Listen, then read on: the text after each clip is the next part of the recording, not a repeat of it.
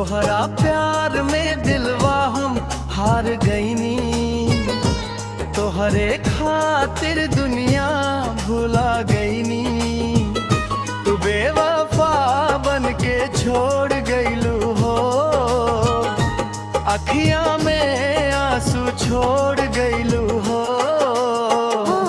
दिलवा तोड़ के चल गईलू हो बेवफा।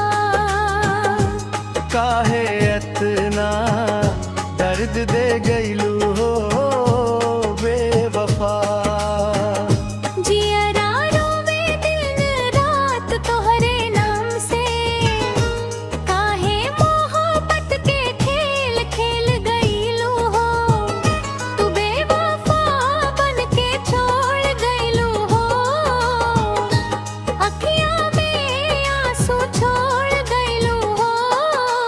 ओ दिलवा तोड़ के चल गईलू हो बेवफा। काहे इतना दर्द दे गईलू हो बेवफा। सपना सजवनी तोहरे संगे, सब कुछ लुटवनी तोहरे संगे। अब ताकेले रो रोवत मानी, याद में तोहरे खोवत मानी। हर सांस में बसल रहलू तू, आज काहे ऐसन बदल गईलू। हमके छोड़ के गए के हो गईलू,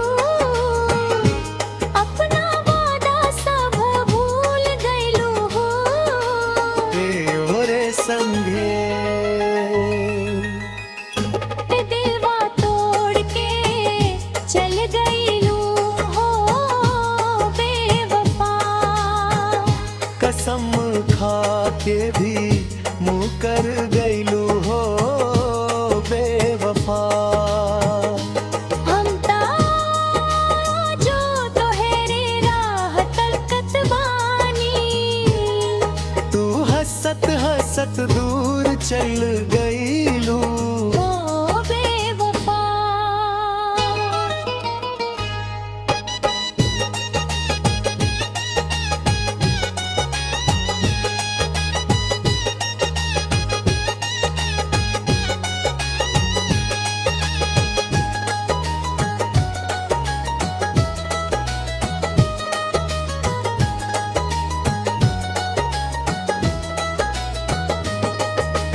चांदनी रात अब सूनी लागे, तोहरे बिना सब अधूरी लागे।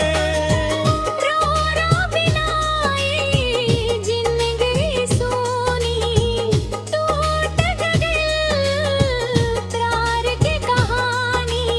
अगर कभी याद हमारा आई, एक बेर मुड़ के देख लिहा, जे दिल तोहरा नाम कैलस,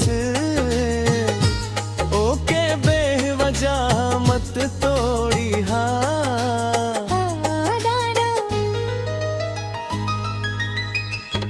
दिलवा तोड़ के चल गईलू हो